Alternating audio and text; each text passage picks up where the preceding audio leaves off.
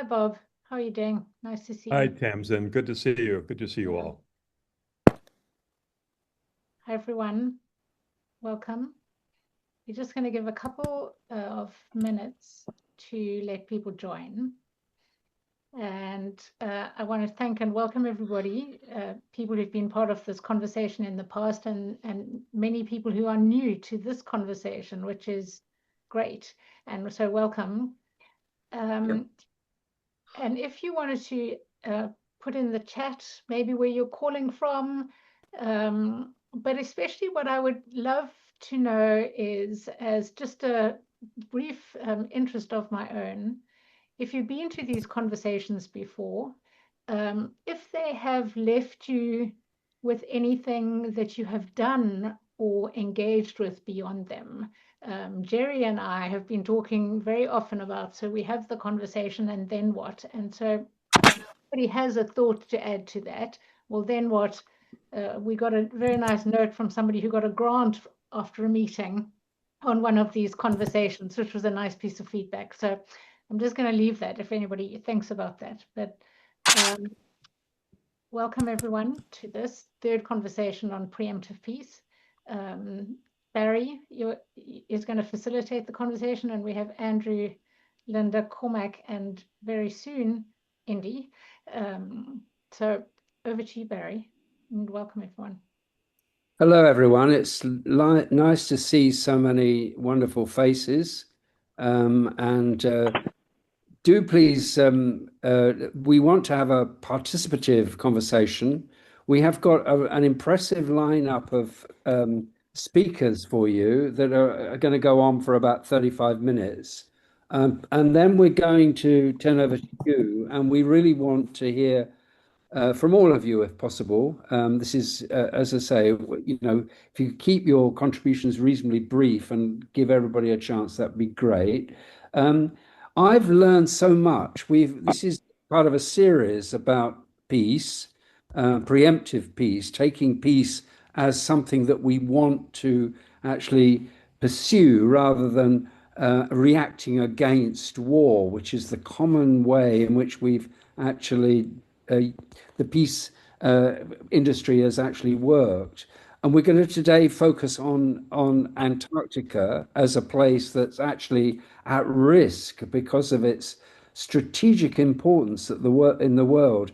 We had a sort of rehearsal for this a day or so back, and one of the contributions on the call said people tend to think about Antarctica as penguins and a bunch of ice.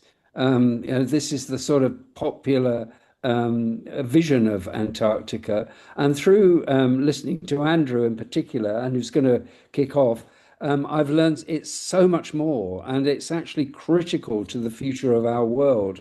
And, it's something we really need to think about.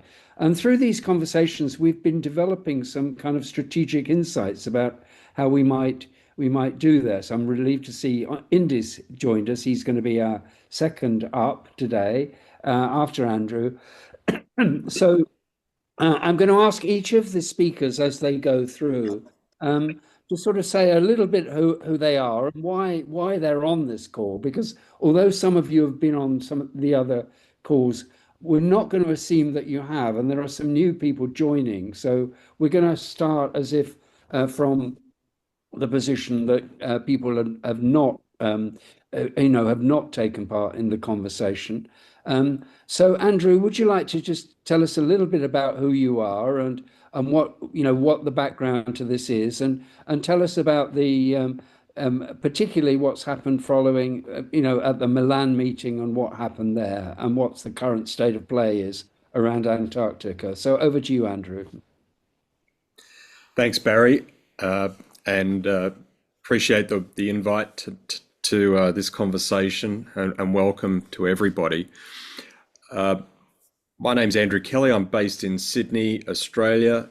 It's just gone 12:30 here in the morning, into Wednesday morning, but it's great to be with you because this is a really important topic we have tonight, not only preemptive peace, but also through the lens of Antarctica as a touchstone for why this is really important. I'm the recently departed CEO of the Antarctic Science Foundation, based in Hobart here in Australia. I worked with the foundation for 3 years, and with around about 300 research scientists that go to Antarctica through the Australian program, but also through international programs. In short, Antarctica is crucially important to our way of life. To use a few metaphors, Antarctica is humanity's freezer, and currently it's on the blink. So if the freezer in your house starts to succumb or stops working, your household closes down pretty quickly. And so Antarctica has, for hundreds of millions of years, been accepting and returning heat and cold to the entire globe. And so it regulates our climate, particularly here in Australia. When it's hot in Antarctica, it's cold here in Australia. When it's hot in Antarctica, we get driving rains. When it's cold in Antarctica, we get droughts. And this fulcrum, this pendulum that occurs, is felt right across southern and eastern Australia. The circumpolar current that goes around Antarctica, it's like this big pull pump. It drives all of our oceans and currents, and this is a mixture of changing salinity in the water column,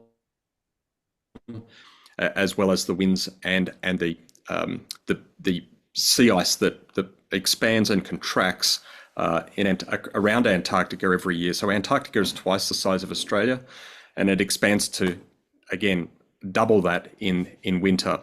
And that sea ice becomes like a big parasol which reflects heat and light back out into space and keeps those ice shelves in relatively pristine condition, or at least it has pretty much for all of the history of Antarctica. What we're seeing now is through man-made emissions and the impact on the environment, that sea ice is now contracting. So the circumpolar current is slowing down, and as a result of that contraction, more heat and light is getting into the ocean and underneath those ice shelves. Crucially important place. It's a continent, unlike the northern polar region, which is essentially just frozen sea ice. Antarctica is a continental shelf and the seventh continent. Antarctica is governed by what's known as the Antarctic Treaty, one of humanity's greatest achievements back in the late 50s after the Second World War, and as we were heading towards the Cold War. Many countries got together, 12 countries got together and essentially did something that humans don't do very often, which is bind. They bound an agreement to not pursue territorial claims in Antarctica, to preserve it for peace and scientific research and cooperation. And that has been the case since 1959, when that treaty was signed. So if you have a chance, look it up. It's a very simple document, and as I say, it's really one of the singular human achievements that we've been able to leave Antarctica as it is for this long. However, we live in a very extremely turbulent times, and we do live in a changing world, and we're not only feeling that in the global north, the global south, but the tensions are starting to show in Antarctica. So I thought I'd just give you a quick run through on what happened at the Antarctic Treaty Consultative Meeting held in Milan back in July. This meeting is held every year to report on work that has been done in the previous 12 months and to propose work that will be done over the next 12 months, and also to come together as an Antarctic household, if you like, to vote on measures that are important for the smooth running of Antarctica, but also for its conservation and protection. The strength of the Antarctic Treaty is it is governed by consensus. The weakness of the Antarctic Treaty is that it is governed by consensus. And so we are now in a space where we have global conflicts going on. Russia is a signatory to the Antarctic. The Ukraine is actually a signatory to the Antarctic Treaty. China is. The US is. And just by mentioning a few of those countries' names, we now find ourselves in a stalemate situation as far as getting things done in the treaty meetings, and we have done for quite some time. So this is the briefest of rundowns, but the meeting that was held across June and July saw no movement on long-standing issues. So tourism regulations are still unimplemented from 2004. Emperor penguins have not yet been granted protection status, despite the scientific evidence, and this has been on the table for several years. Bioprospecting and liabilities around that are as yet unresolved. The US has retreated, or appears to be retreating from its role in Antarctica. It tabled one report at the meeting. Normally it tables around 30 papers. The consensus basis of the treaty has been weaponized by Russia and China, blocking conservation measures, and new members such as Canada and Belarus. And one of the key conservation measures, which is some of them have been waiting for 20 years, are marine protected areas around Antarctica. So the key point out of tonight is that Antarctica is not a national park or a reservation that has conservation protections across it. The treaty governs the land, and the Convention for the Conservation of Antarctic Marine Living Resources, or CAMLR, governs the sea. And these marine protected areas have been hanging in the wind, some of them for 5, 10, and up to almost 20 years. Commentators are warning that the Antarctic treaty system is already in de facto collapse, and that meetings occur but produce no substantive decisions, and this has been the case for some time.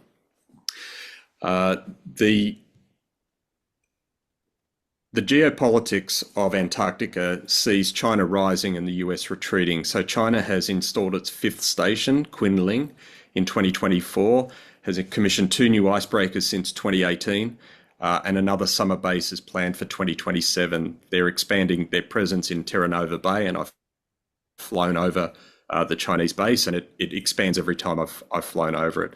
On the other hand, the US is retreating. As it makes America great again, Trump has cut polar research from $86 million a year to 25. It closed the Wilson Center, which was a important research center, but also forum for polar work and polar diplomacy. It's ended the lease of its icebreaker, the Nathaniel B. Palmer, whilst commissioning up to 8 new security cutters, which are smaller Coast Guard but non-research icebreakers, but they have not been the check has not been signed on those, and they are at least 3 to 4 years in construction. So the US is actually without a research icebreaker. There is a series of environmental red flags. The Antarctic deep waters are reversing, as I said, from freshening to salinization, creating a destabilization in the circumpolar current, which destabilizes global circulation.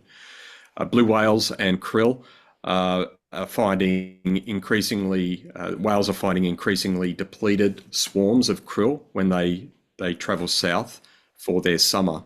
And some researchers are calling this the ocean reprogramming itself.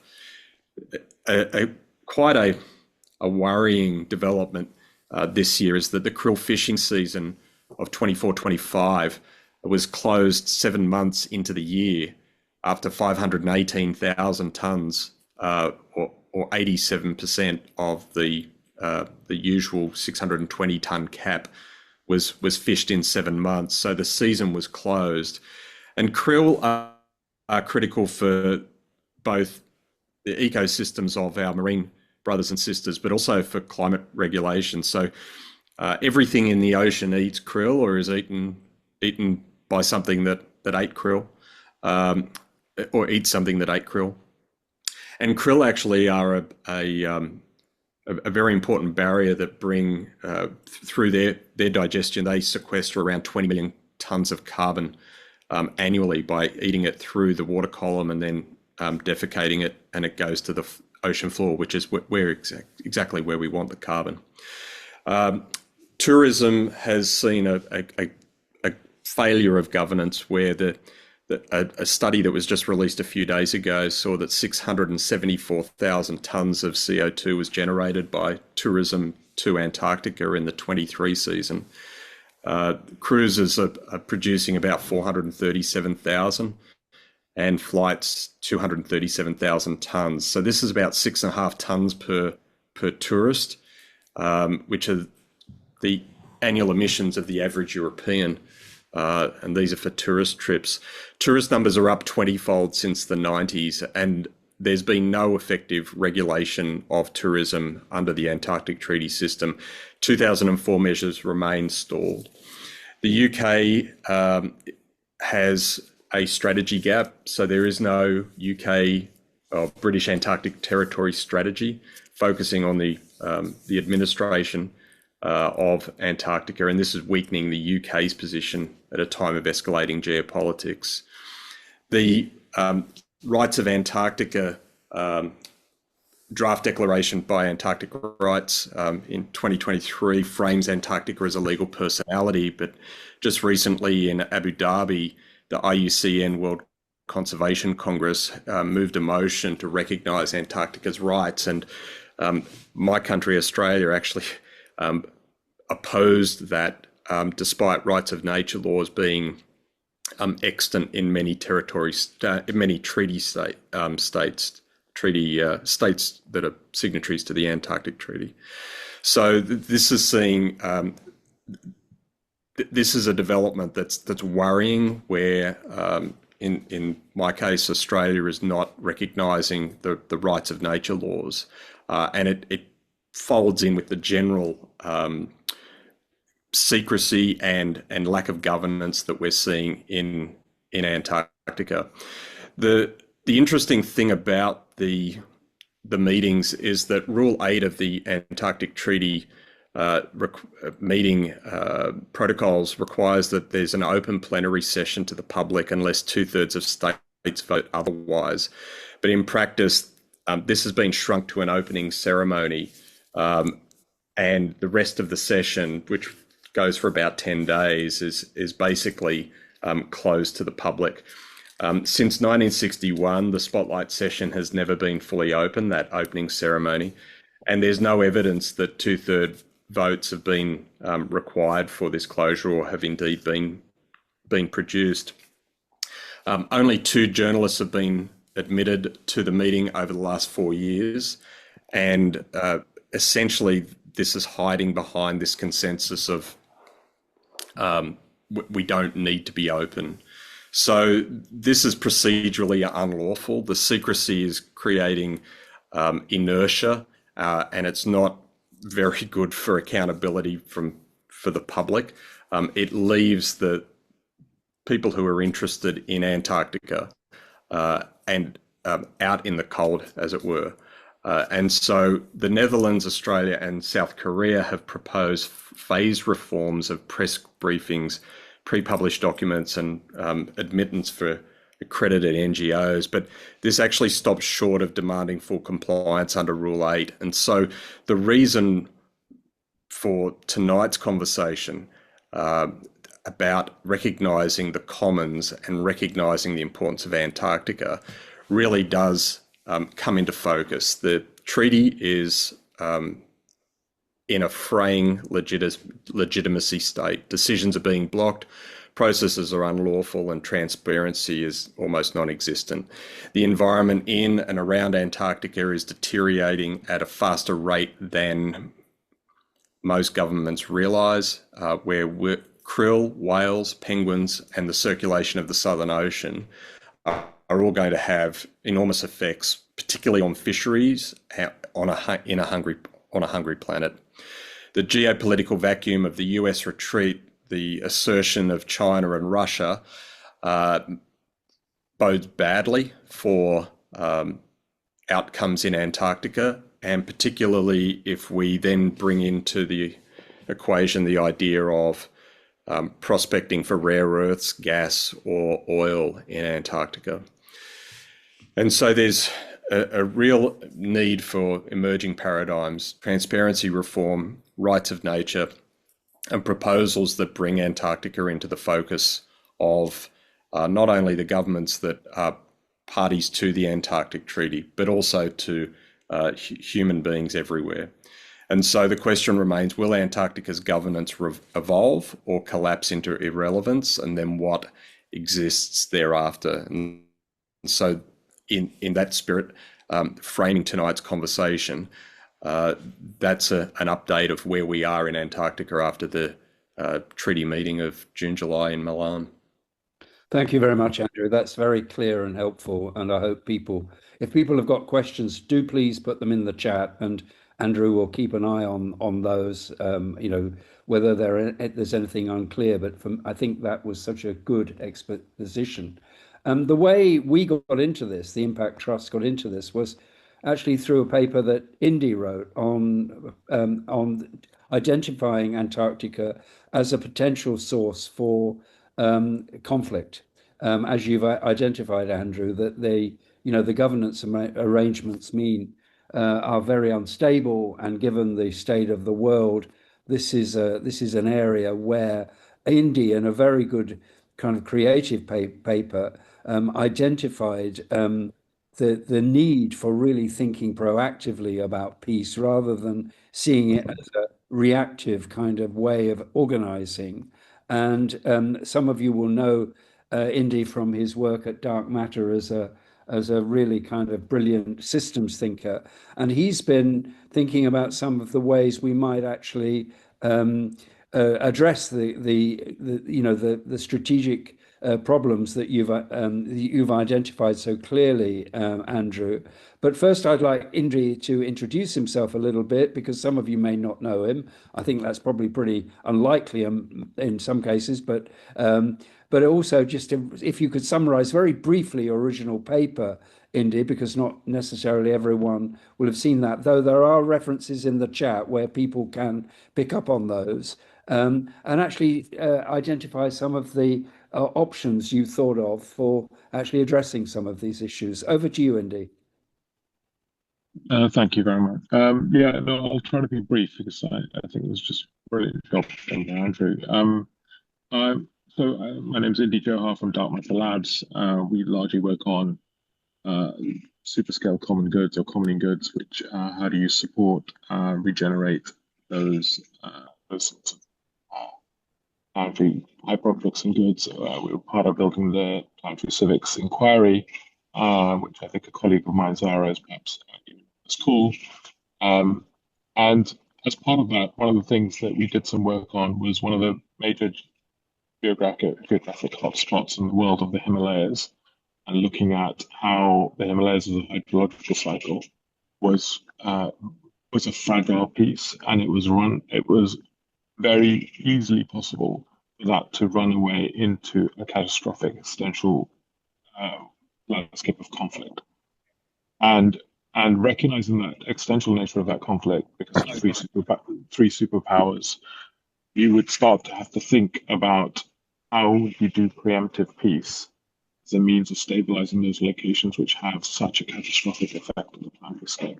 And there's the incentive of everyone to be involved, because there's no winning party at the other end of that story. There's no pathway to win. And as part of that conversation, obviously, the Antarctic came up. And as Andrew was rightly saying, I think the Antarctic sits as an emerging site of resource conflicts. It sits at a site of climate breakdown destabilization, which is effectively going to have planetary scale effects. And more provocatively, I think it sits as a site where we may have to embrace a geoengineered future. And that's the most provocative bit. We may have to accept that there is no stabilization of the Antarctic just by letting it go wild in a 3 to 3.5 degree future, which allows it to function in the world that we're sort of operating in. And especially at the site where resources are going to become key battlegrounds. So what does it mean not to just conserve the Antarctic in its current position as perhaps a non-viable position of operating, but to actually have to humanly recognize the anthropocene of the Antarctic and start to have to engage with it, which I think is a fundamentally different thesis of operating into the future of the Antarctic. And it also forces us to recognize the Antarctic is a planetarily entangled good. As Andrew was rightly pointing out, the Antarctic runs all of our oceans. Effectively, the krill feed pretty much all the feedstock around the world. So every fisher community around the world is deeply entangled with the viability of the Antarctic, and so on. So you start to see the Antarctic as a critical piece of planetary infrastructure, which is actually intrinsic to the lives of many. And if we lose a Theights ice shelf, we have 65 centimeter rise of temperature, water levels around the world, which puts pretty much every coastal community and most of human cities under threat. So the Antarctic is not something to be preserved out there. The Antarctic is something to be preserved right where we live, or dealt with in pretty much for all of humanity. And this changes the politics of the Antarctic is not an interest just for a few geopolitical nations, but is the civic interest of perhaps, I would argue, closer to 7 billion people. I'm ignoring a few that can choose to live in mountains and other areas. A vast percentage of the world's population will be very dependent on the viability of the Antarctic. And that means that we are talking about a planetary constituency where maybe a constituency of 7 billion people. And that opens up a very important conversation about what is the politics of the Antarctic. Is the politics of the Antarctic rooted in several nation states? What is it? Is a super civic public? Is it a population of every coastal community? Is it a population of every fisher community? Is it a population? Are these the stakeholders of the Antarctic? Material stakeholders with material harm on the other side. And why I say that also is that the River Danube, I sort of go back to history, that the River Danube was the site of planetary governance being born after the wars on the River Danube, where the idea of international waters was born on the River Danube as a means to actually form a new theory of governance. And over the last 20 years or 15 years, I've seen many calls for planetary governance and often reinventing the UN in different guises. But my intuition is that places like the Antarctic are the locations where new forms of planetary governance are going to be born, because of their situational relationship at a planetary level and the demand for that reality and the politics construction of reality.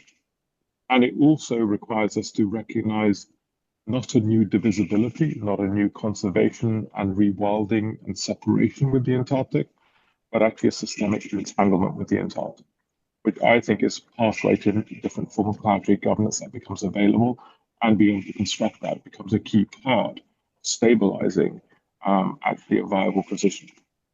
Now, that then opens up a whole strategic question around what are the type of new forms of planetary institutions that are going to be necessary. But I think the Antarctic positions itself as being a critical part of that story. But it does have very difficult questions at the root end of it. Difficult questions like geoengineering, and how do you manage conflict when many of us have grown up in the age of conservation? How do we deal with this reality in a fundamentally different way? And how do we actually preemptively construct an institutional landscape that avoids conflicts and resource conflicts at the outset? I think that's going to be a different type of reality without it. And, let me be so bold as to say the war machine doesn't have a carbon budget. I mean that quite literally. The war machine does not have a carbon budget. And if we were to go to war in any form of meaningful way in conflict in that landscape, we would be talking about the elimination of billions of people's lives, directly and indirectly through that system. So I think there's something really important about the work that Andrew has done and is doing in terms of situation in the Antarctic and Cormac and various other people that are doing here, which I think is really important because it situates the conversation into this reality. And I think it requires a different theory of governance, different theory of organizing, different politics construction to what we're typically used to, as well as a different type of institutional behavior on that side. But one thing I'd say, and as I end this, is that there were many prizes issued for the future of governance, of planetary governance and global governance. I would put money on the fact that Antarctic is probably the site of future planetary governance, because we will have to solve it. And if we don't solve it, we die. But it's a planetary good, which will require us to actually reinvent it, which I think is an extraordinary need, opportunity, and critical advantage. So I'm really honored and grateful to Tamsin and Barry for hosting this conversation and such an important. Thank you, Indy. And I think that what we are learning is we cannot compartmentalize problems like this. They need to be brought in from a number of different dimensions. And next we'll move to Cormac, who's going to tell us about bringing the issue of the rights of nature. Cormac's an expert in this. And Cormac, could you briefly tell us what your perspective on this issue is, and what kinds of solutions would you like to bring to bear on it? Sure. Thank you, Barry. So by profession, I'm an environmental lawyer, and I've been based in Cape Town in South Africa. I've been an environmental lawyer for about 30 years, more than 30 years. And I became an environmental lawyer because I believed that human conduct was causing the environmental issues that we face today, which I think are the most critical issues facing humanity in the 21st century. And I thought, well, laws are a powerful way of regulating human conduct. So if we get better environmental laws, we can fix this. I then, after working in many countries, started coming across problems which I couldn't solve by better drafting, and realized that the problem is much, much deeper in the cultures and societies that dominate Earth at the present. And one of the problems is that we've taken a mechanistic world view from the Age of Enlightenment, 16th, 17th century in Europe, and we've applied it inappropriately to a planet. So the law defines anything that is not a human being or a juristic person like a company or a state as an object, and essentially an object which is, by virtue of the fact that it's an object, not a subject, is incapable of having rights, and which is available then to be bought and sold. So much like when we define people as objects, we call them slaves, and obviously that system was designed to allow the rights holders, the slave owners, to exploit the rightless objects, the slaves. And that's our legal systems have entrenched that relationship between humans and corporations and states on the one hand, and the rest of the planet, all of nature on the other. So that kind of quite shocked me when I realized this, and I was very influenced by Thomas Berry, an amazing American thinker. And Thomas said, the universe is not a collection of objects, it is a communion of subjects. In other words, it's the interrelationship between the many subjects which compose this awesome community of life that we've had the great good fortune to be born into, which creates the community and which creates life. And of course, we only have a stable climate because life has stabilized it and created it. And Antarctica is a huge piece of that in the way, for example, that the Amazon is as well. These are fundamental parts of the global system which produces climate stability, and it's resulted in the incredible profusion of life forms that the current age. So what I'm driving at is that we have to look at our relationships with the more than human world, and we particularly have to pay attention to the really important parts of the system like Antarctica. Otherwise, there's no possibility of ever having a stable climate, well, not at a level that humans can cope with. So as the previous speakers have said, this is a fundamentally important issue. we've heard that well, in my view, the Antarctic Treaty System can't really safeguard Antarctica for reasons which Andrew has given, and also, of course, because the main threats to Antarctica are from climate change, which originate outside of the treaty area and of which the treaty has no control. And normally, of course, the other part is that because Antarctica doesn't have indigenous humans, doesn't have a parliament, doesn't have a government, it doesn't have a voice in human affairs. It's not in the climate change COPs, in the biodiversity COPs, etc. And that is means that there's a fundamental gap in what 10% of the surface of the globe, the Antarctic continent and the surrounding Southern Ocean is just enormous. So what we believe, I've been very involved in the Rights of Nature movement, was one of the founders of the Global Alliance for the Rights of Nature some 15 years ago.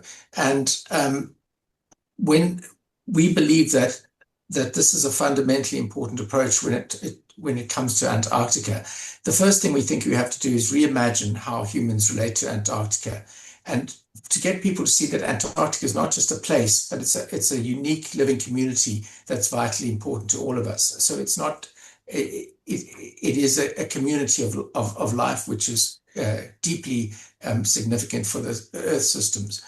And then we have to say, how do we put forward, advocate for Antarctica's interests, because there's nobody really doing that at the moment, and use global civil society to drive the necessary change. So how are we proposing to do this is first come up with a common vision, which can be, if you like, a uniting manifesto. So on our website, there is a draft Antarctic Declaration, which essentially says that Antarctica should be recognized as a legal person at the international level, with a status at least equivalent to that of a state, and so that it can be represented in human decision-making processes, including courts, etc. Then we, in the process of building an Antarctic alliance of all like-minded organizations and individuals who want to take this forward. We'll be launching that on the 1st of December this year, Antarctica Day. Then we need to take that Antarctic alliance and negotiate and finalize the Antarctic Declaration, and we're proposing to adopt that on Antarctica Day 2026, and then build a movement strong enough to drive this kind of change. So I guess behind this movement is the understanding that part of the problem is that we humans have embarked on a doomed project of global imperialism, if I can put it that way, a project of domination of this planet.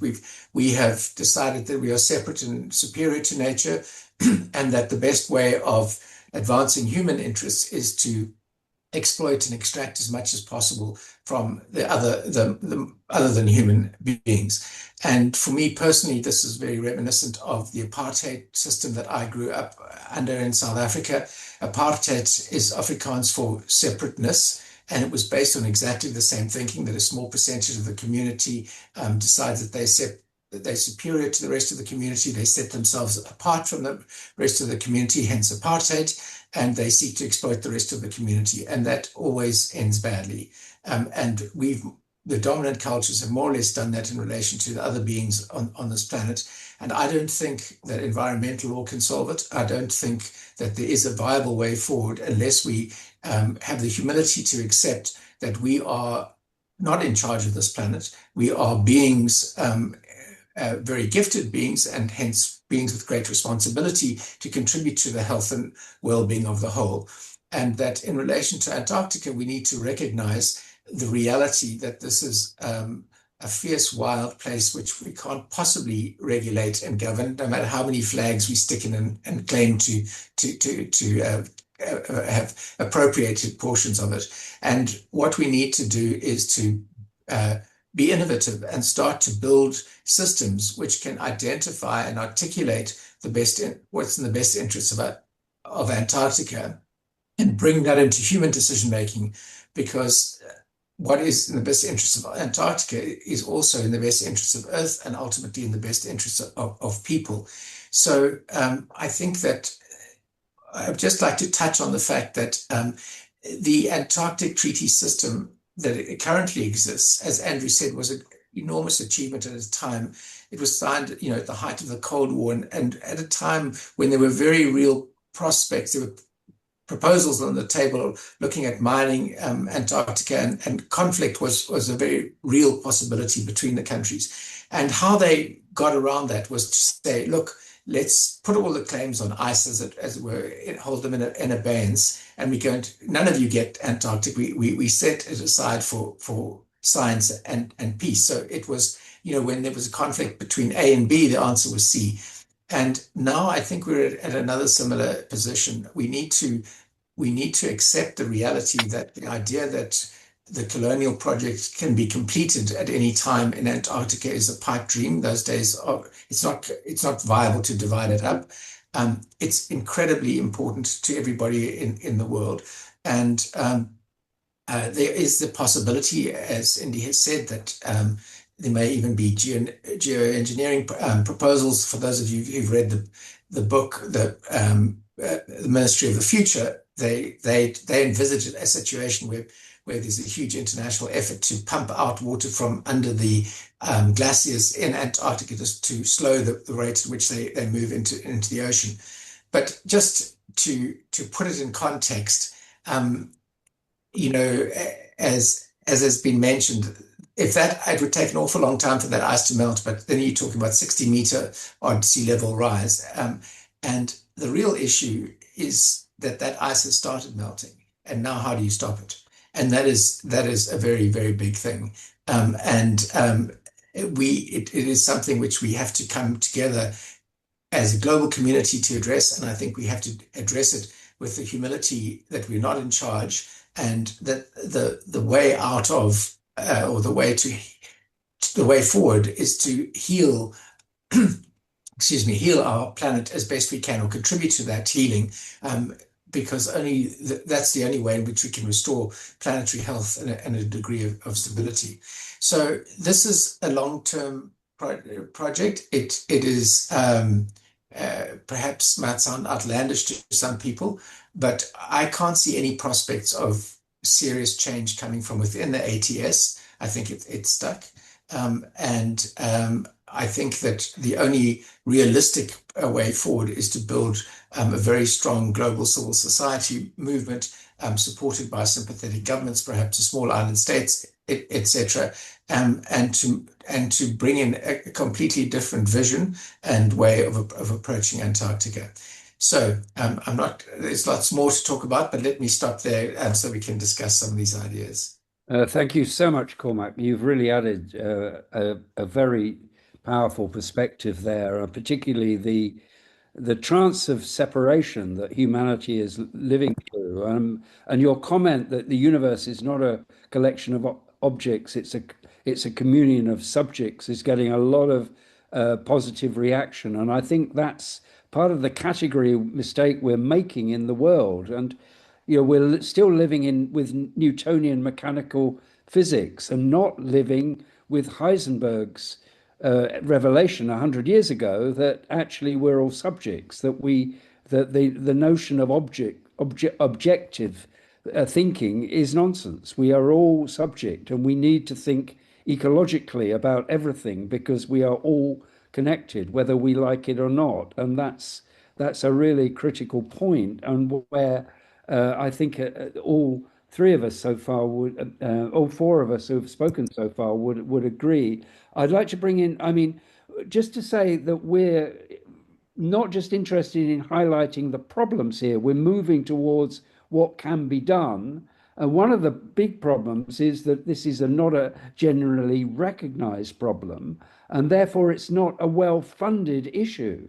But I'd like to bring in Linda, who's one of the few courageous funders who has actually identified this as a really critical piece. Could you just add your piece to this discussion, Linda? I know I'll be bringing you in later as well, but would you like to just say something at this moment? Sure. Thanks so much, Barry. And just a couple of quick words on this topic.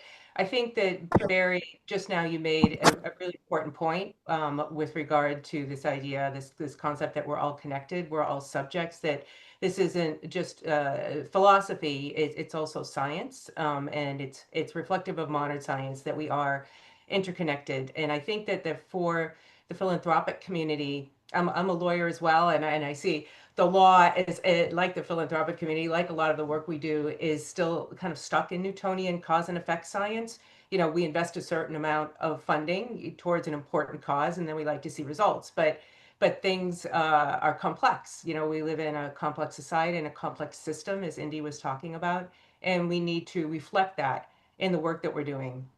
So we need to think more in terms of probabilities rather than linear cause and effect, and invest in those probabilities. And fortunately, there are a lot of people who are starting to think this way. And I'll put a few things in the chat that I think might be illustrative of this. But one of the ways that we at Environment Now have been trying to support this work is through supporting Rights of Nature, which brings in a different voice, a different way of thinking. My experience was the same as Cormac's, doing traditional environmental advocacy and realizing that that was not going to save us, that we needed to rethink the entire foundation of how we did our work. And so we've been supporting the Rights of Nature work and Rights of Antarctica work in particular. Andrew mentioned earlier that the IUCN's upcoming Congress has a motion on recognition of the rights of Antarctica, and I'll put some links in the chat about that. That's going to be discussed at the Congress in October, and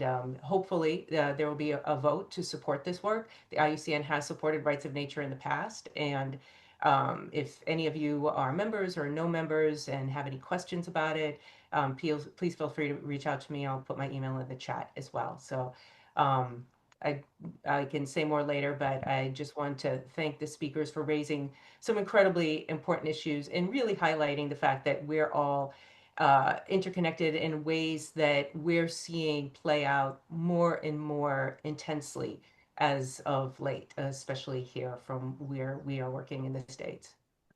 Thank you so much, Linda. You've too added something really important, and it struck me that the way there's an very old joke by the Russian mathematician and mystic P.D. Ouspensky, who said, I think in 1907, he said it was an old joke then, and it was, when God made the world, she did not create problems in accord with university faculties. And the problem is we divide things into categories that are actually, once we then study them, that takes us down the wrong path. And I think the way that Cormac has identified the Enlightenment, although I am a child of the Enlightenment, I have to say, as somebody who loves mathematics and science of the old kind, is actually driven us down the wrong path. And we have lots of specialisms, but we don't join things up. And I think one of the things we're trying to do through the impact trust conversations is, and I think this afternoon's contributions have really highlighted that, is to bring together the issue of actually place, climate change, the rights of nature, and actually building peace, because all these things are interconnected. What they are about, what is it to be human, and what we are only human in relation to other living creatures. So that in a sense, there's something that's really important here. What I'd like to do now is to turn it to you. We've got 40 minutes. I'm going to bring in a couple of people. I'm going to bring in Avala Kilmurray at the end to give us a kind of a sort of play a rapporteur role for this. But I'd like to hear from you. Be brave, be courageous. You're among friends, and put your hand up. Carolinas, would you like to kick us off? You've put your hand up. Oh, yes. I'm Carolina Sanchez. I'm writing from the Netherlands. I'm an indigenous descendant too, and I was putting attention to. Do you hear me? Yeah? Yes. Yes. Okay. I was putting attention to all the things that you say And I think that the moving into another paradigm is already happening. But in all these discussions, that you also need to include indigenous peoples and indigenous peoples' narratives that have been neglected by my modern thinking, like the history of a nature and the division line, the dichotomy between human and non-human, which is a political division. It's a very skillful political division that can create and trigger all sort of dispossessions and the dispossession of Earth that we are living today, and the dispossession of the Antarctica too. The Antarctica, for many people, and I think also for you, because indigeneity is part of, from what I hear you, from all of you. It's a brother, it's a sister, it's in our blood, it's full of water. Our body is 3 liters of water. So it's part of Antarctica too. Yes? Thank you. Thank you. That's a really powerful thing to say. And, those of you who've not read it, I suggest you read David Bohm's The Wholeness and the Implicate Order, where he reinforces what you've just said. From a physics point of view, indigenous people were the first systems thinkers.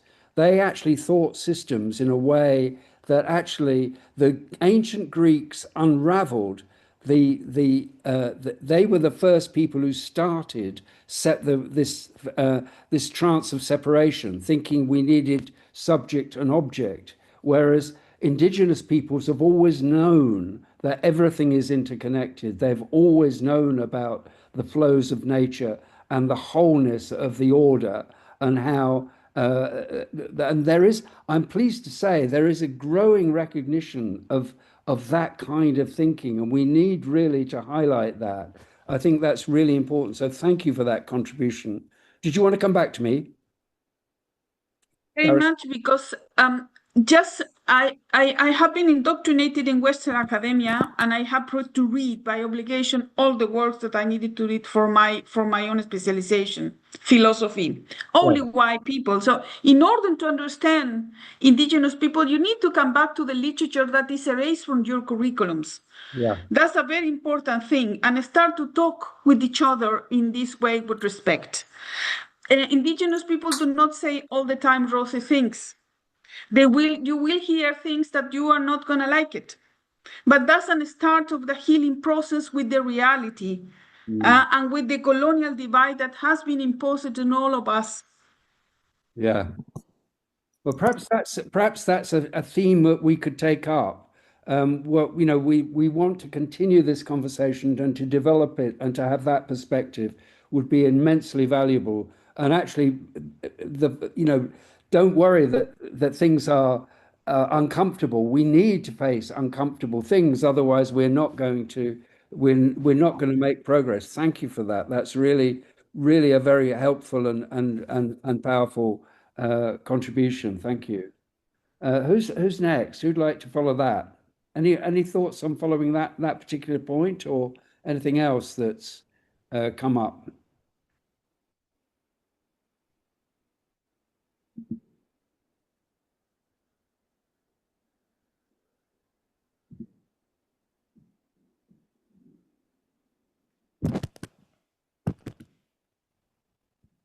Somebody like to put their hand up?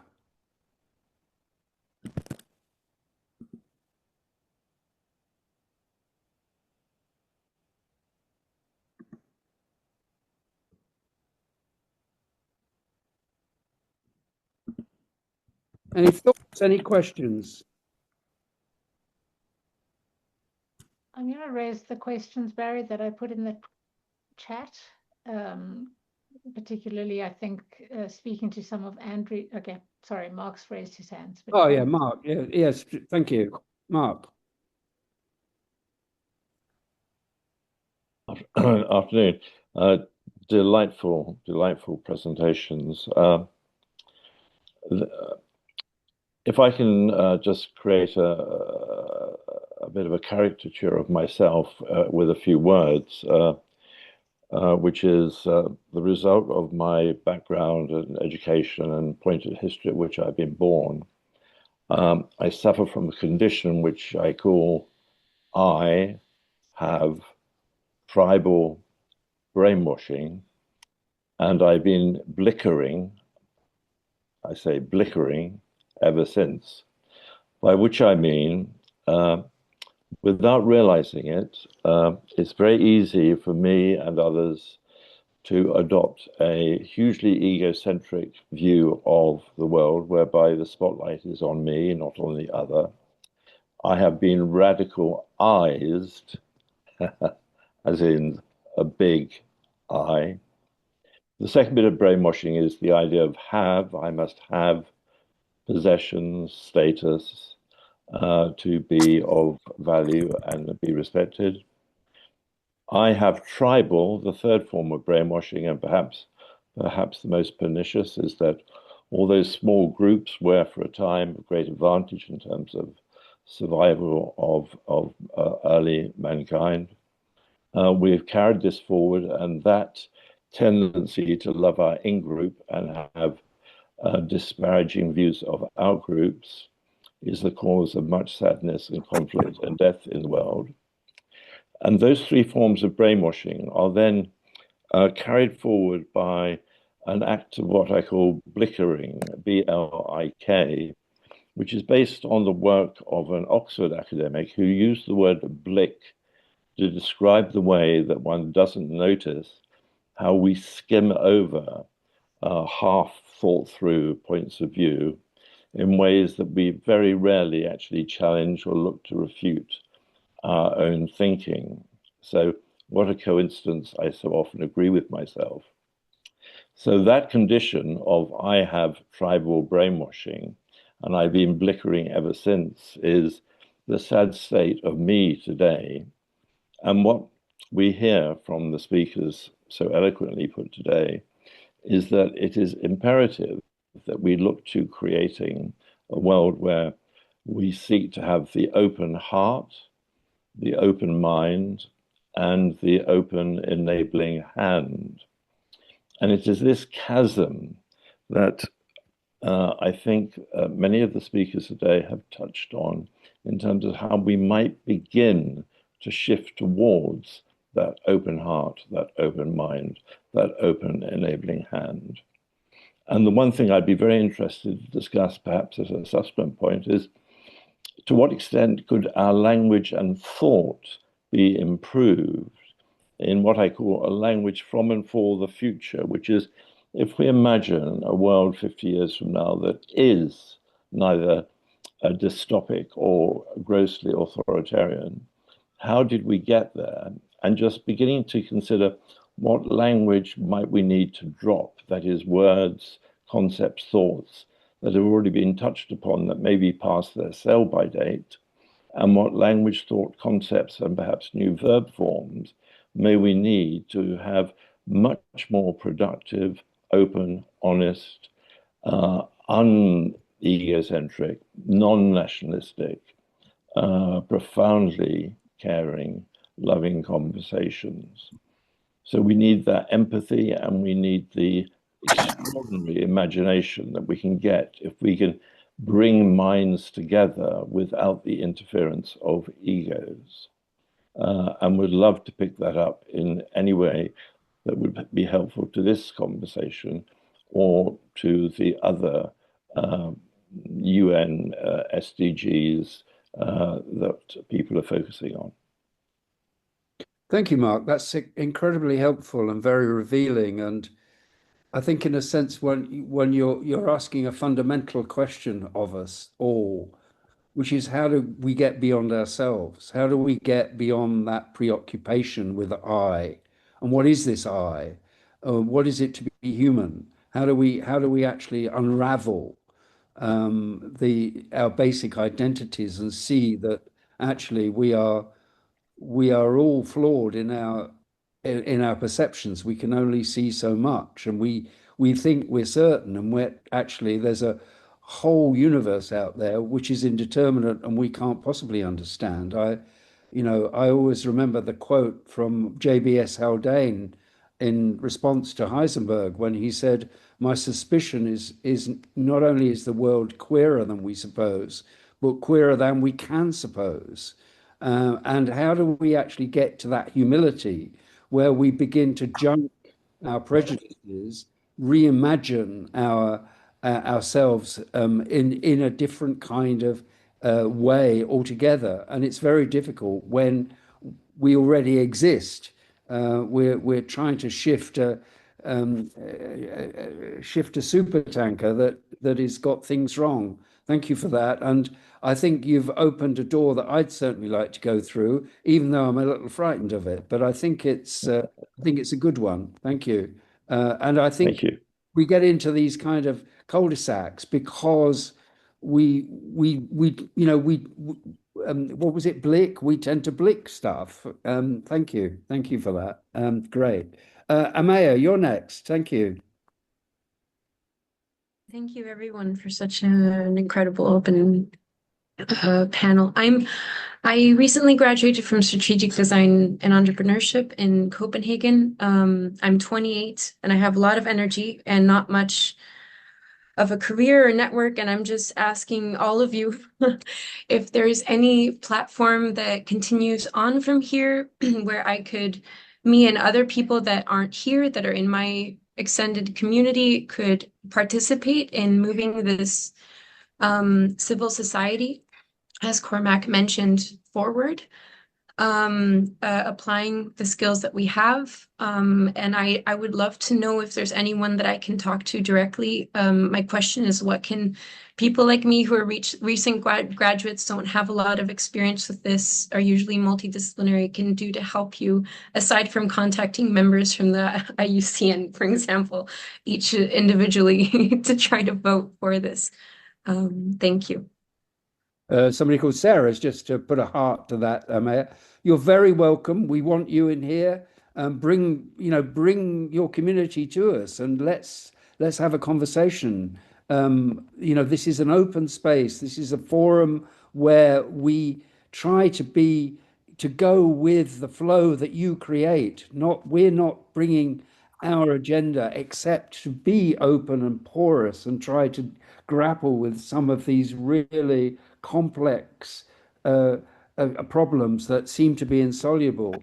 And we want people like you, because you've got the vitality of youth, and us older ones have got we're full of blick. We're full of what Mark said, and we need different ways of thinking, and so I suggest that we reach out to you. We know where you live because we've got your email, to have a conversation with you so that we can begin to accommodate that. But please, this is an open forum. This is where we want to, we don't have any rules here apart from being nice and kind to each other and listening and co-creating. So you're very welcome. And I'd love to hear more from what you think about this debate later on in the session. We've still got 25 minutes to go. Indy, you want to thank you, Amaya. That's really great. Indy, you want to say something? Yeah, I wanted to sort of dive in deeper with Mark's sort of brilliant inquiry, because I do think, behind the kind of surface of the problems that we're talking about, Antarctica, there is this structural question that I think, Mark, you're pointing rightly at. And I think Cormac so beautifully, kind of elegantly put on the table, that this is a question of how we imagine ourselves, firstly. It is fundamentally a question of, if we imagine ourselves as individuals, separated, individuated, how we see ourselves in time. Are we flows in time, or are we objects discretely divided in space and time? And it's an illusion, and it was a convenient illusion constructed in part of the Newtonian Enlightenment as a means to construct a way of seeing the world around us. And that illusion has also rooted in separation theory, classification theory, all of these things that allowed space, distance, all these things that were constructed. Now, that distancing was also moving our languages from verb-orientated languages to noun-orientated languages, because that allowed for distinction and separation. So the kind of conception of self then roots ourselves in theories of language. That then theories of language also gives rise to the expansion of theories of property, because divisibility and all of this language world has then institutionalized through race theory. Race was an idea constructed as a social political idea because effectively it allowed us to construct violence. So this is a lineage, and we're living in the lineage, and the externalities of that are exactly what you're saying, are the problem spaces. And the Antarctic is just a super scale symptom of this problem, and it exists at the root level. And this is why, in the reality, whilst we have to fight the wars of, metaphorically, the Antarctic, and looking at how we build new forms of planetary government, there's also a kind of a human development vision, like what does it mean to be human project, which is actually fundamental. And then it's also simultaneously with that is a project around how we imagine not only what it means to be human, but actually how we return to a non-object oriented languaging structure, which allows us to be able to converse and see the world from not dead things, defined things, but process things and living things in different ways. So that languaging then also is critical to actually operationalizing it. And in my hopeful sense, I would say the science of the divisibility of humanity, of humans, is already here. This is not a science problem, it's a cultural problem. In terms of computational contracting, in terms of computational relationships, I think the technology of a new bureaucracy rooted in processing rather than object theory is already here. So I think we have the bureaucratic capacity, we have the kind of science of what it means to be human. I think we're locked into just 19th century institutions, which are actually still deformed and out of touch with the reality of the science and those frameworks. And I think the biggest project is the cultural transformation project. So I think you're absolutely right to bring back that other side of the dumbbell of transformation, which is we're going to have to live in both of these transformations simultaneously. And one, we won't, this is, if we wanted to have some fun here, even the language of geoengineering that I used isn't really the right language. And I sort of did a very quick piece called geogardening. And I think geogardening is a better frame, right? We're going to have to garden, and that's because we're not going to be able to impose control, but we are going to have to recognize our interdependency with ecological systems. It's not so we have to start to talk about geogardening, which I think is much more interesting. And so I think there are these new processes, and also I think what the Anthropocene is telling us is that we are no longer subject-object divisible from nature. We are so entangled. The planet is systemically entangled to our reality, and we are entangled with its reality. And that Anthropocene is, in a way, they're kind of recombining. It is a kind of rhyme, and I use the word, it rhymes with indigenous thinking. It's not indigenous thinking, but it rhymes with indigenous thinking to construct that reality. And I think we're in that moment where these worldviews are fusing. And that's what makes this conversation, I think, super important. And I think the politics of it is different. This is the other part. Constructing the politics of the Antarctic, for me, the political project is how do you get 7 billion people to engage in this reality? Not 20 nation states, not 15 nation states. How do we construct a 7 billion alliance to engage with this reality from an existential existence perspective? It is a threat to my existential longevity. What's happening? And what would it mean to actually be able to construct that sort of politics? So we have the computational capacity to construct new politics. How do we construct that? And therefore, how do we transcend it? This is why I think the Antarctic and Andrew's work and Cormac's work is so important, because I think it's a porthole to a whole new future. And it's the right portal because there aren't any humans living there. That's also a winning point, because we have to transcend ourselves in a different way. So yeah, I really appreciate, Mark, you bringing in that other side of the kind of conversation, because I think it systemically links all the way through. And I also think, I don't think we have to do this from deficit. I don't think we have to, like, often I come into these spaces, it's like, oh, let's have an intellectual pleading conversation with the world. I think this is the most interesting conversation to happen outside going to perhaps Mars was like 40 years from an Elon Musk perspective. Right? I think this is the project of our generation. And I think we should treat it as the project of a generation. Because if we can solve this, we solve so many things simultaneously. And it is equivalent of, as a kind of, it is the equivalent of earthshot. I think it's really extraordinary, and we should live into it from that kind of energy level. So anyway, just wanted to thank Mark for you bringing this all together and linking up all the parts of it. Really appreciate it. Thank you, Indy. Spot on as ever. Cormac, and then there are a few people in the chat I'd like to think about joining if you could after Cormac. Sarah, you've made a point. Michael, you talked about art. I'd love you to actually say something about that. But first, Cormac, where are you? Thank you, Barry. I just wanted to quickly respond to Amaya and then pick up on something that the thread of Mark and Indy. So, Amaya, we really need people like you. If you go to antarcticrights.org, you can sign up to be part of the Antarctic Rights thing.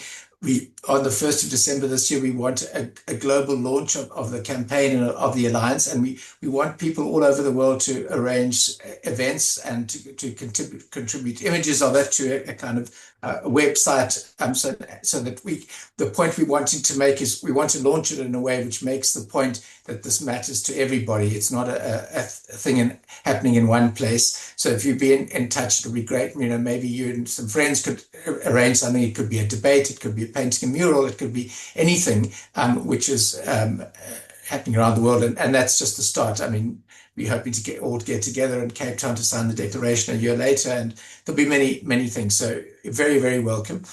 And then just to pick up on what Mark and India is saying, one of the things that's fascinating, and this is also something that some of the early explorers of Antarctica record, is that you start off looking at Antarctica and thinking you're studying Antarctica, and before you know it, you realize you're looking in a mirror. And once you ask the question of Antarctica, not what are you, but who are you? The next thing is then who am I, and what is my role as a human, and what is our role on this planet, and etc. All the kinds of things that he was touching on, but also the language one. I mean, because we're going into, to some extent, uncharted territory, or at least uncharted territory for the dominant cultures. As something as simple as preparing a draft of the Antarctic Alliance starts throwing up these issues. For example, you don't want to refer to Antarctica as it, because we're trying to move away from the objectification. But then is it he or she? Or perhaps it's something entirely different, like Robin Wall Kimmerer suggests that we adopt a new pronoun, ki, with the plural kin, to refer to more than humans, so that ki is neither a he nor she, and I love the plural kin, alluding obviously to the indigenous idea that we're related to everything, everything is kin. But the point is, essentially, you're quite right. You start moving down this road and you start having to rethink conceptions of what it means to be human, and also the language necessary to express it, and fascinating and challenging, but exciting. Thank you, Cormac. I mean, just to reinforce that, Amaya, you've made a really important point, I think. And what we're trying to do here is we're not wanting in any way to be exclusive. We want to build this conversation. So if people want to contribute to this, to lead off in the way that we've had today, do get in touch with Tamsin so we can build this. We need to build this from many different angles. There's a multiplicity of perspectives we need to bring on this. There are no experts here. There is expertise, but there are no experts. There is not one solution to this. There are many ways of thinking about this. So that's really important. Sarah, did you want to say something, or Michael, did you want to say something about arts? Because we haven't mentioned art here, and I think it would be really helpful if we brought that into the conversation. I'm very happy to come in. Yeah, thank you for the invitation. Yeah, please do. Yeah, thank you. I would observe that the arts and humanities are all but marginalized from the discourses of polycrisis. And so, it's really encouraging to hear the brilliantly framed observations of Indy, of Mark, of Cormac, of Linda, etc. The arts are not just here to illustrate or represent problems. This is how we imagine our futures. And we need an imaginary of the post-Anthropocene, where we can renegotiate these boundaries between the human and the non-human world that are underscoring this episteme of extractivism and the war machine, and that idea that the arts really give us these encounters with difference. They give us new models of sociality. We are language beings, and we are over-determined by Newtonian mechanical principles. So I would just say that the arts are this fantastic resource for opening the cathedrals of the mind, whereby we may engage, not from a colonial position with indigenous thinking about animism and a shared biographical habitat, that they are there to be deployed as we try and reimagine our way out of this terminal situation. Thank you. Well said. That's really powerful. As a friend of mine who's a poet that says that poetry takes us to the edge of words. And I've just struck how we have people who are on this call who have taken us to the edge of words in more than ways than one. And I think that's maybe where we need to go, because maybe if we reimagine from 50 years' time how we got out of this hellhole, it might be that we need to develop concepts that we presently don't have. And I can't think of a scientific evidence way of doing that. It has to come out of the moral imagination. It has to be something that's not here right now, or it has been here, perhaps in indigenous communities, and has been forgotten or lost or repressed. Dangerous thoughts, often really powerful thoughts, are often those that are most threatening to the forces of power and wealth and the establishment. And I think we're seeing that all across the world. Tamsin, you're quiet, Tamsin. Thank you. Can I just raise the question specifically coming back to preemptive peace and the Antarctic Treaty in Milan in terms of our past conversation, but you will have seen from Sherry in the chat. Andrew, I don't know what your thoughts about outcomes from Milan may qualify as preemptive, if there were any, or what we missed. I think the question is there. And India, I would love you to also just reflect on that, just trying to bring in the ideas of preemptive peace in Antarctica and what is ours to do, not only as the Antarctic Alliance, but in terms of that. Thank you. Let's hear from India on that. Then I'd like to bring in Linda, and then at that stage I'd like to follow that with Avila, because Avila is actually somebody who has spent most of her career on peace, and I'd like to hear what she's got to say about that. So, Indy first. Yeah, I mean, so much to say. I think the question is that there is violence already going on. And the question is, how do you become cognizant, build shared cognizance of that violence first? And I think one of the things is that there is damage that's occurring, which is systemic, as Cormac was rightly saying, and Andrew, that the glaciers, unfortunately, are melting. So we're not in a situation that we are on a pathway to violence into the future. And to prevent the kind of future violence that will be manifested in some of the present violence that's being manifested requires us to recognize the risk. And currently, I think there's an eyes wide shut kind of mentality, of how do we build shared recognition of this as I think, a pathway to existential crisis, existential risk. It is an existential risk to us as a civilization. If you're talking about a 65 centimeter rise of water and so on, that is an existential risk to civilization as a whole. And in that context, our ability to actually build shared recognition, like we did with the nuclear landscape, of this is a pathway that we do not survive from, and thereby have to recognize there is no pathway without intervention, that this is an existential component for us. I think we have to be able to construct that. And that is a different type of politics construction to the type of politics construction that we have been doing right now on a conservation thesis, in my view. And that construction of peace, what I have learned is that has to happen behind the scenes. It has to happen with recognition in a kind of bilateral sense, and slowly grow a recognition, a gained scenario of people recognizing that scenario. Firstly, those scenarios aren't visible to most people. Secondly, how do you gain those scenarios and say the implications of those scenarios are basically quite divergent? And then once you've gained those scenarios, you realize there's no winning party.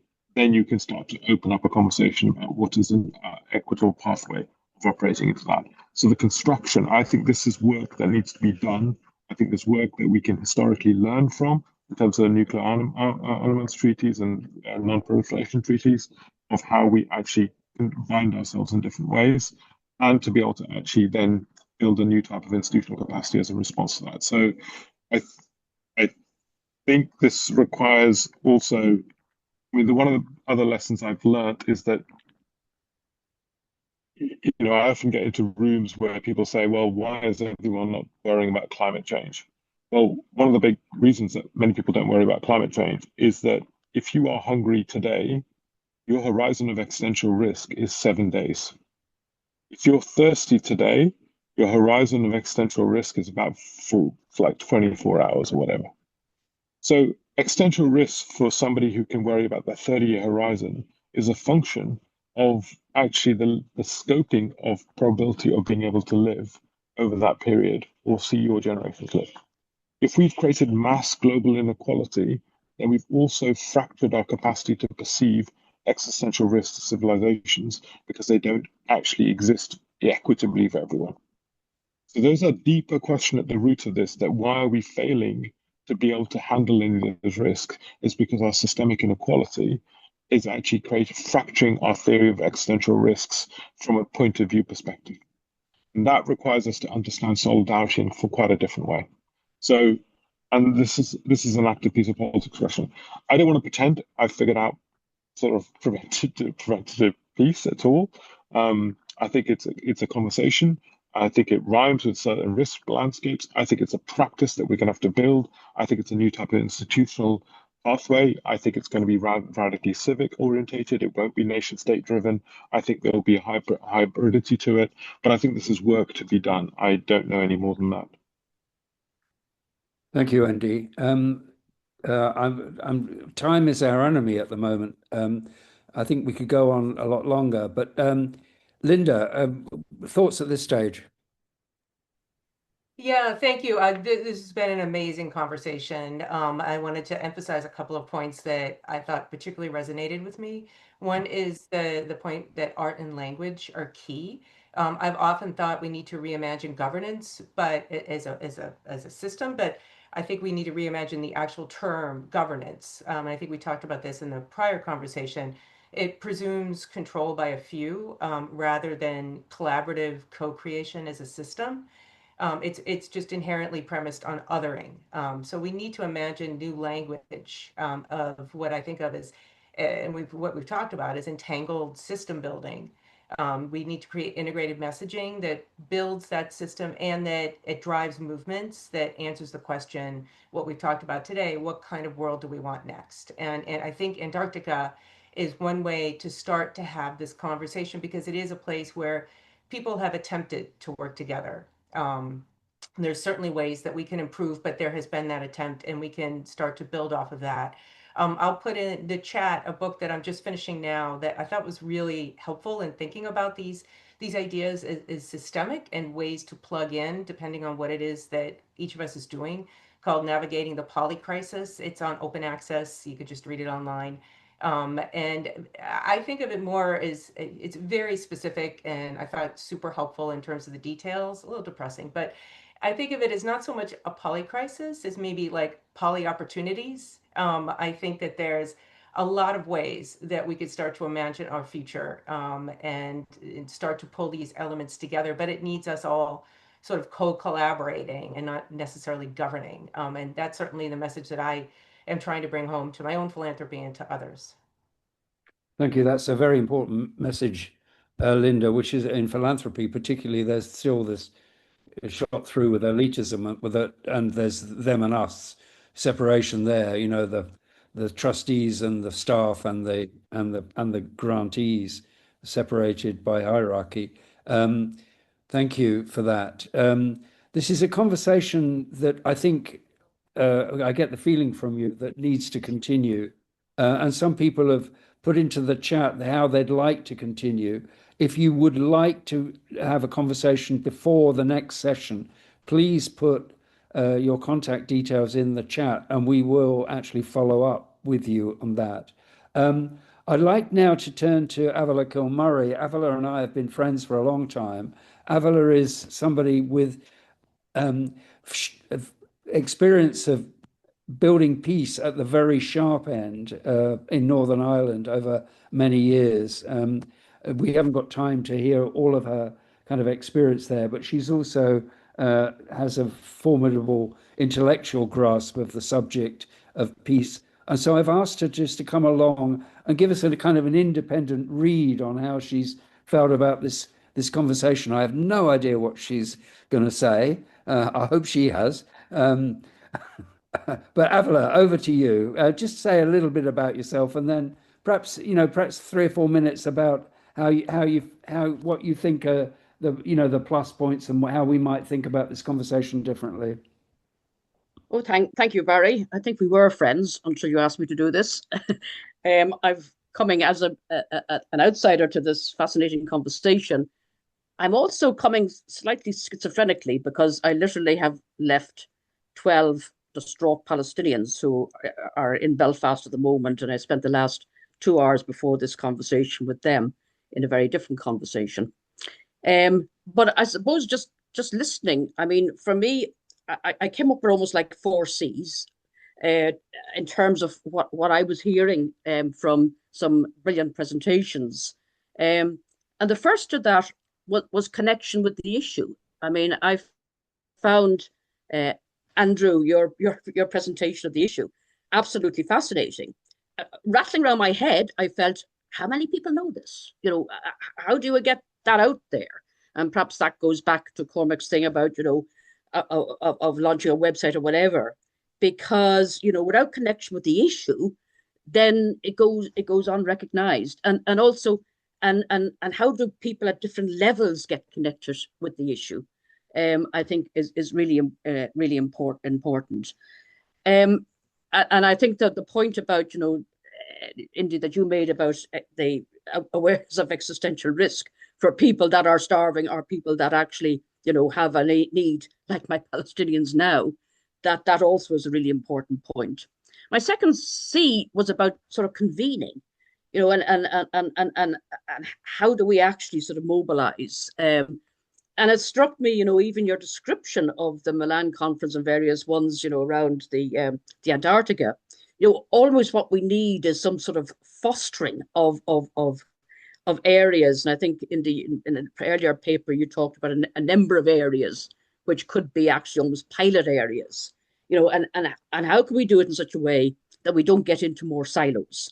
Because people only have enough mind room, attention room to take on board certain issues. So there is Antarctica, as you say. There's the Amazon. There's a number of pressure points that, if they could be brought almost together as indicators of where really attention needs to be focused, and then not relying on the sort of the big geopolitical interests of the Chinese or the US or Russia, whatever else. But I mean, it almost brought back to my mind, can we do a future focused, almost like non-aligned movement, as I show my age at this point, in terms of, of fostering of some of these areas. But my third what C is communication. And we kept coming back to that.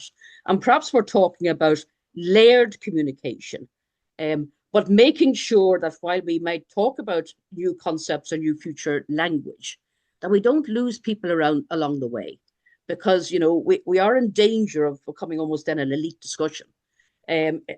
So what we need to do really is have a communication which to get people to engage. It's not necessarily just an elegant conversation or a conversation about economics. It is a conversation that relates to empathy. And that probably is actually where the arts come in as well, in terms of that empathetic conversation, which I think is really important. And for me, that sort of conversation has also, to actually make it relevant to some of the issues now, has to have, a value base. Who are the villains at the moment?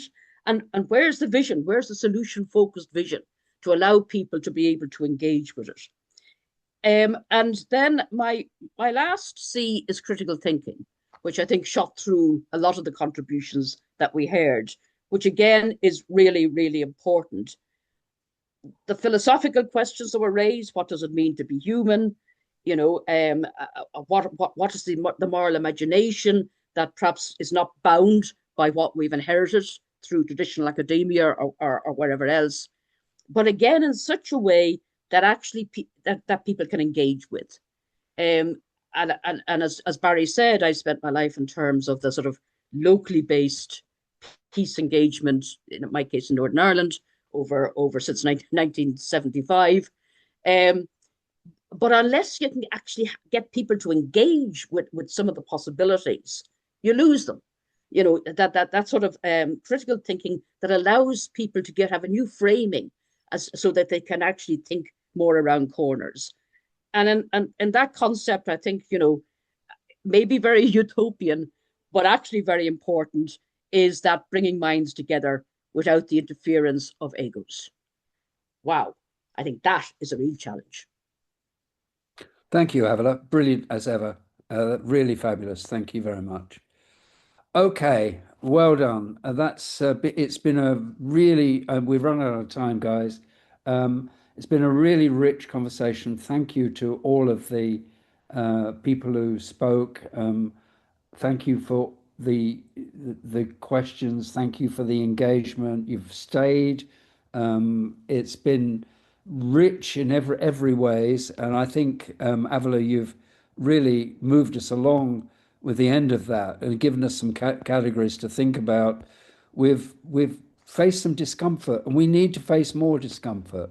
But do engage with us. This is not. We're not.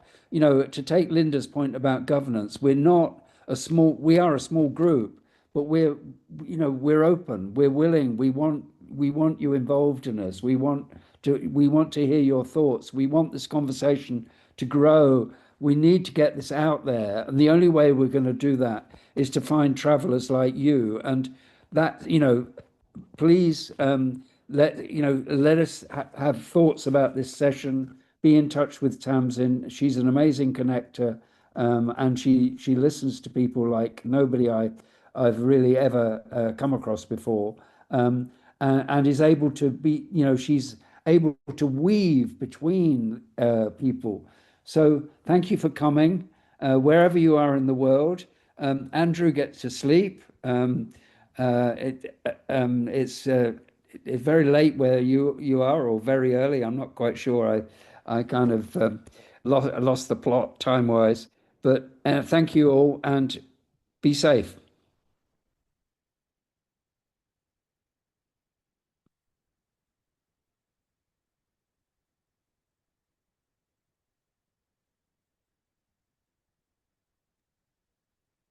Andrew, I will circle back to you on the questions that we didn't get to answer, if we can, for the notes.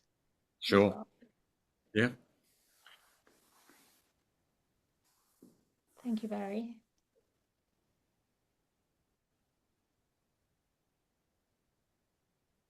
Thanks, Cindy.